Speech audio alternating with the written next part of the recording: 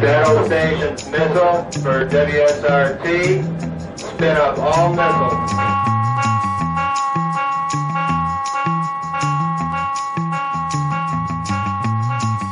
This is Plausibly Live, the official podcast of the Dave Bowman Show.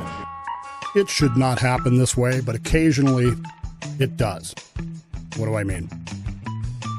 The other day I was watching some history TV while I was at the gym, and a thought occurred to me that I should have known, but for some reason I had just never really contemplated the deeper meaning of that thought.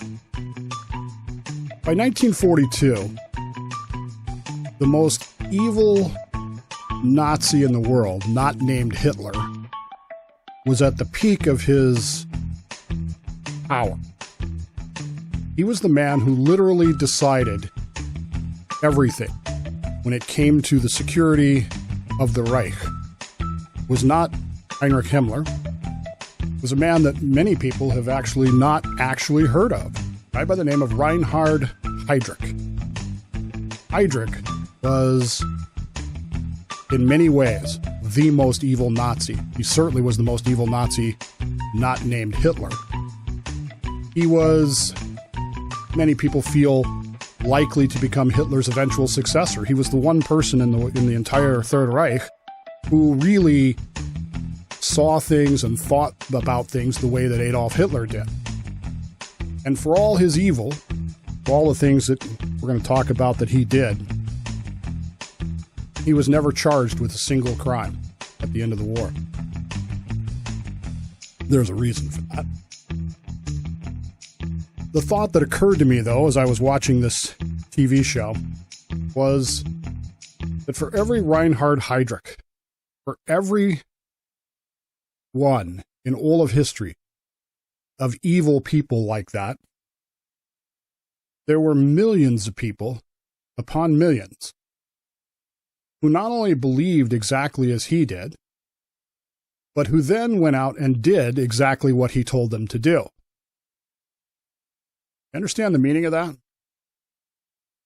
Reinhard Heydrich was the head of the Gestapo. He didn't found the Gestapo. Goering did, but Reinhard Heydrich eventually became the chairman of the Gestapo. On the night of the Long Knives, he was the guy that really carried out the destruction of Ernst Röhm in his essay. He was the person who really pushed for and executed the so-called night and fog decrees. These were horrifying. These were the legal use of the police power of the state to simply disappear people in the night and the fog, and they were never heard from again. And to this day, we don't know what happened to most of them. He was responsible, Heydrich was, for the Polish ethnic cleansing. He was the person that came up with that idea. He was the Reichsmarschall, Reichschancellor for Bohemia and Moravia. In all of that, though, it was an hour-and-a-half meeting in January of 1942 at the Vanassa mansion just outside of Berlin, which I don't know that there are words to even express the evil of that lunch. Imagine 20, 30 Nazis sitting around a table, eating ham and pineapple and delicious food and drink and wine and talking about how they were going to actually carry out the details, the actual mechanisms of the so-called final solution. But for all of that, and by the way, if you haven't seen the movie Conspiracy, I highly recommend it. It's an amazing film. But for all of that, you understand that Reinhard Heydrich could not have done the things that he did alone. In fact, he was surrounded by and commanded millions upon millions of Myrmidons, people who simply followed his instructions without any thought whatsoever, without any consideration of what they were doing, without anything other than, here is what I've been told, here is what I'm going to do. And if you challenge them on the logic of it, if you challenge them on the morality of it, were the enemy. And you were told either shut up or you would disappear in the night in the fog.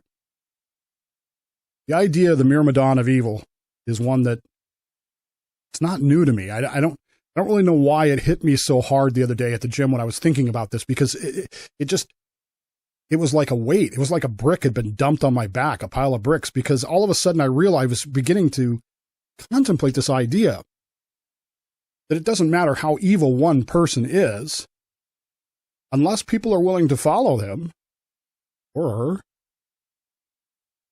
that evil probably doesn't achieve what it's trying to achieve. You follow what I'm saying here?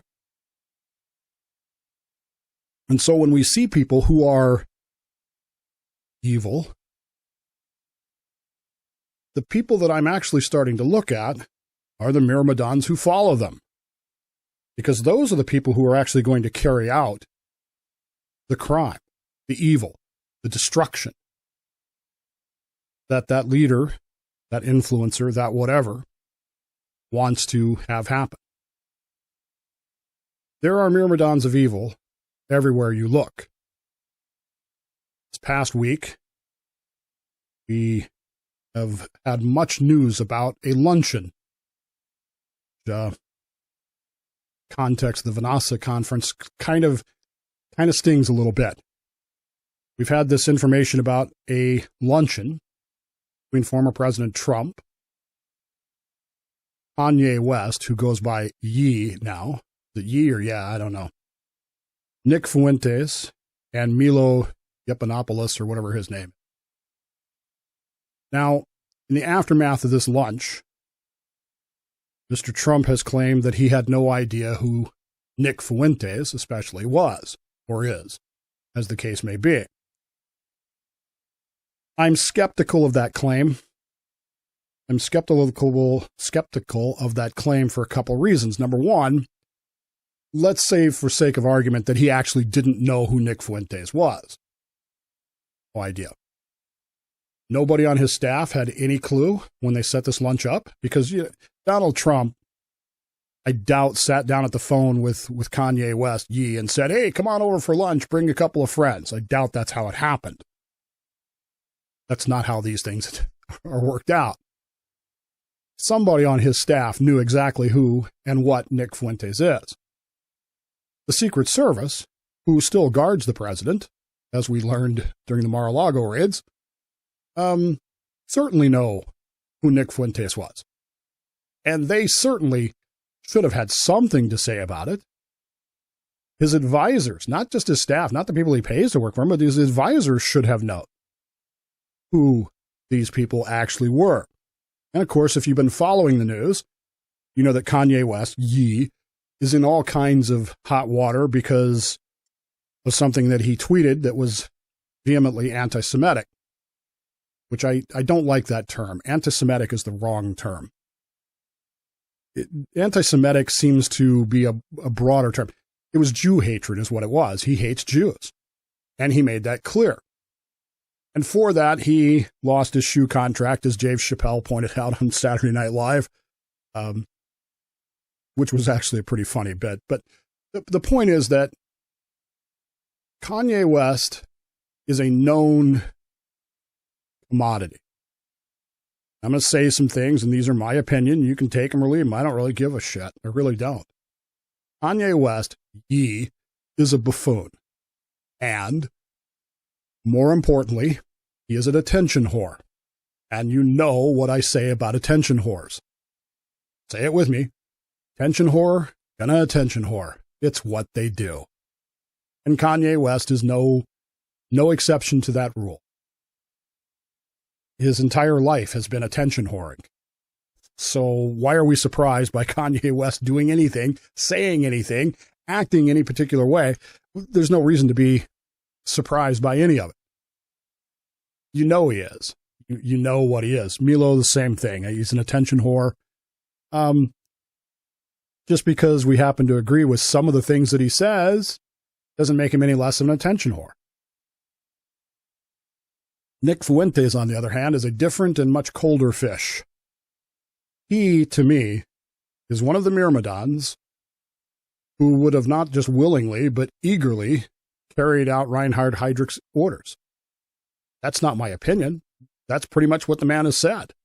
On his own volition. Nobody put a gun to his head and said, tell me your true beliefs. He will walk in front of any camera he can find and tell you who he hates, Jews, that the Holocaust didn't happen, that he has his beliefs. There's always fallout, though, to evil. 80 years after Heydrich died. That's, by the way, why he was never charged with a war crime, because he was killed. British trained a couple of Czech special operatives, parachuted them in, and they attacked Heydrich because Heydrich was not very smart. And they hit him with a grenade that caused some internal injuries that led to sepsis that led to him dying a few days later. But even 80 years after he died, his evil is still present. It's still there. It's still palpable. It's still in the news today. It's still active. Right now in Qatar, where they're having the World Cup, Israeli journalists are being discriminated against, told that they cannot do interviews, told that they will not be talked to because, quote, Israel doesn't exist. It's only Palestine. We don't talk to Jews. 80 years after Reinhard Heydrich died, after Adolf Hitler died, Heinrich Himmler died, their evil is still present. But I have to contrast that with this concept that I believe in fervently. This idea of free speech. I'm not just a free speech advocate. I'm a free speech radical. I've said this, and I will continue to say it. I don't believe that there's any speech that should be banned.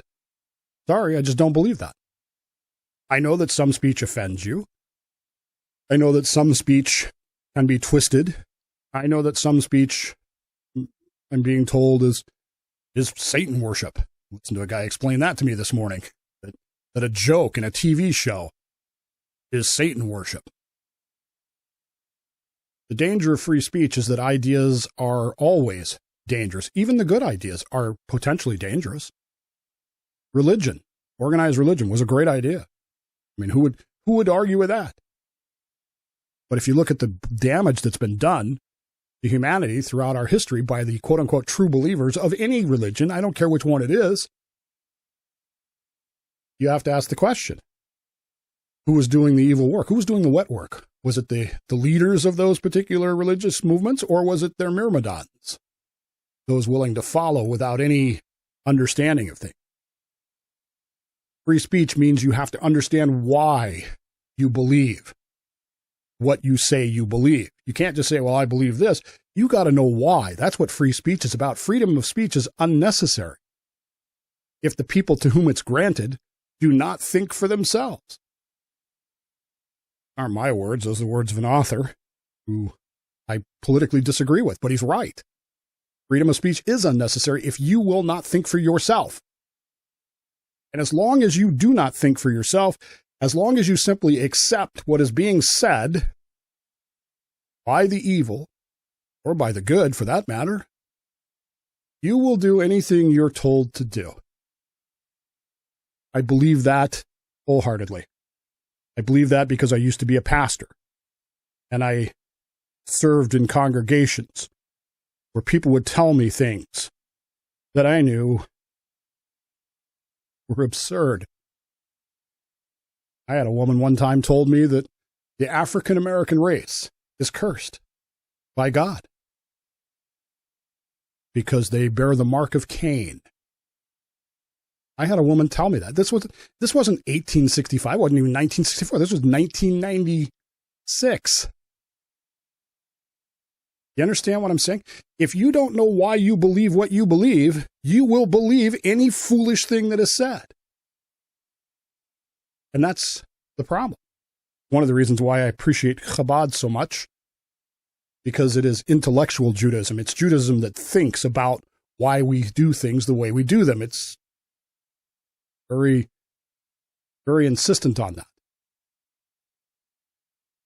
Maybe you disagree with that. Well, let me ask you a question.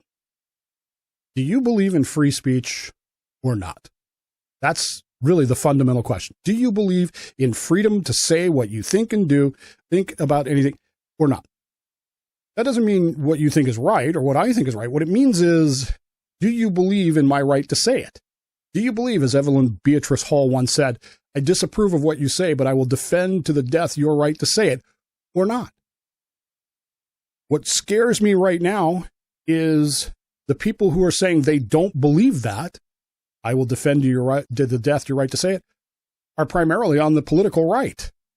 I'm hearing talk show hosts, conservative chat show hosts. I'm seeing conservative bloggers who are explaining to me, no, I will not defend to the death your right to say something that I don't like because it's wrong.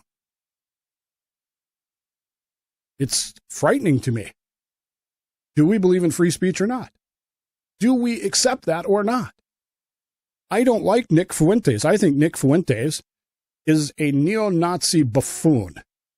He is the ideological heir of the people who did what Heydrich told them to do, Himmler and Hitler. But he has a right to say it. May not agree with you, as Oscar Wilde said, but I will defend to death your right to make an ass of yourself.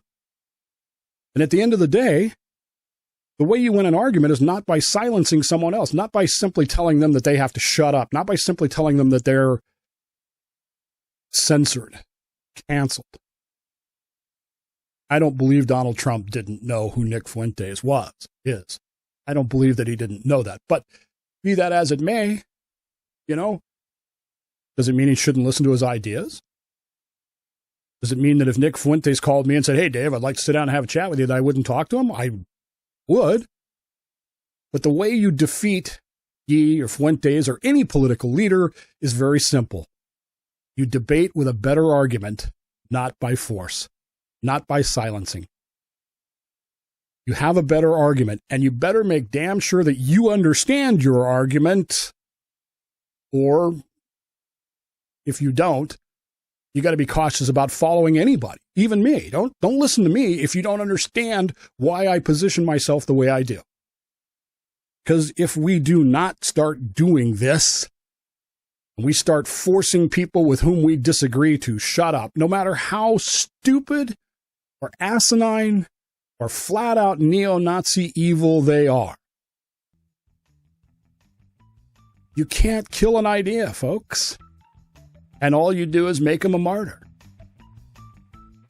That's a lesson we should have learned a long time ago. Have a better argument, have a better debate, have a better position, because that's the only way you win in the arena of ideas.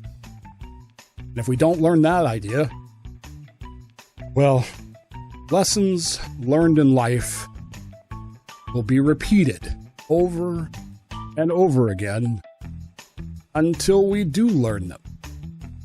We need to learn quick, because the likes of Nick Fuentes and his neo-Nazi Jew-hating crowd aren't going away.